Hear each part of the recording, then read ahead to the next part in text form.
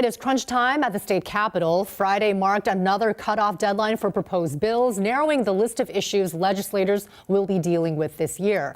King 5's Drew Mickelson joins us from Olympia. So, Drew, what are some of those bills that died Friday? Hi, Christine. Yeah, some of the higher profile ones that probably won't be talked about again dealt with transportation and also some public safety issues. They just didn't pass out of their respective committees ahead of Friday's deadline. One of the bills would have required turn signals when someone is planning on exiting a roundabout. That appears dead. Another one would have put new restrictions on where you can turn right on a red light. Over on the public safety side, a bill that would have strengthened penalties for catalytic converter thefts appears dead.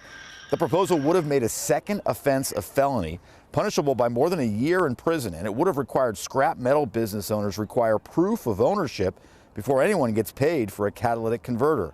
The sponsor of the bill says that's the law in Oregon. And so many of those catalytic converters that are being stolen over in Oregon are trying to then sell them across the border here in Washington. So it's a dual approach. One is to try to shrink the number of illegitimate buyers of those scrap metal, but also to try to increase the penalties for those who would sell those stolen catalytic converters. Also, Drew, you told us about the potential for charging drivers for every mile they drive. What is the latest on that proposal?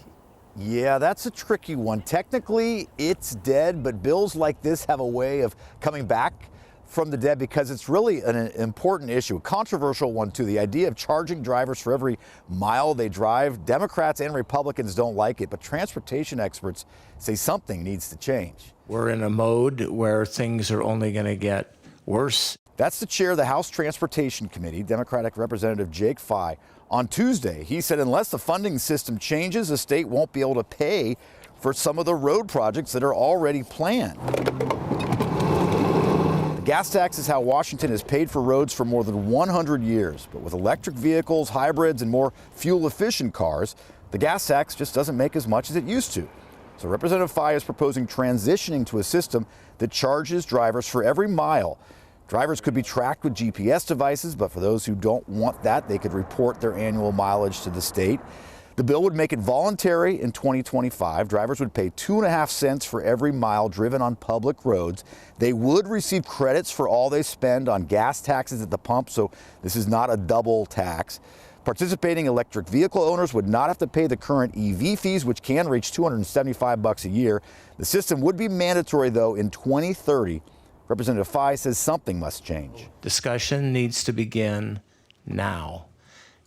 I am not wedded to any specific detail of this proposal that you've heard about, but in the interest of furthering discussion, something needs to be on the table. Republicans would rather the state use sales taxes from car sales to pay for roads. It's a great idea. There's a direct tie-in to it. There's record surplus. It would have been a perfect time to do that.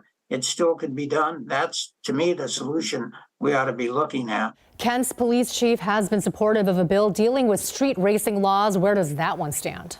Yeah, that one did clear Friday's deadline. It actually passed about a week ago or so. It seems to have a lot of support from both sides of the aisle and a lot of momentum as well. You've seen the videos before. These street racers do what are called takeover events in parking lots or in intersections.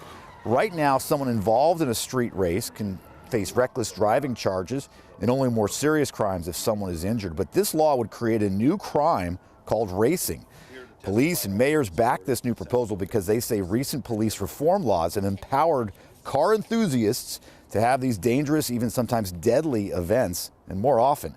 This bill would allow police to seize a repeat offender's car, but even the first-time offender would lose their car for 3 days, which Kent's police chief says would be huge. These events will run several days, and so on a Friday night, we'll actually arrest someone, and they will be out later that night. And so on Friday night, they get arrested for racing. On Saturday, they're back in the same car racing again.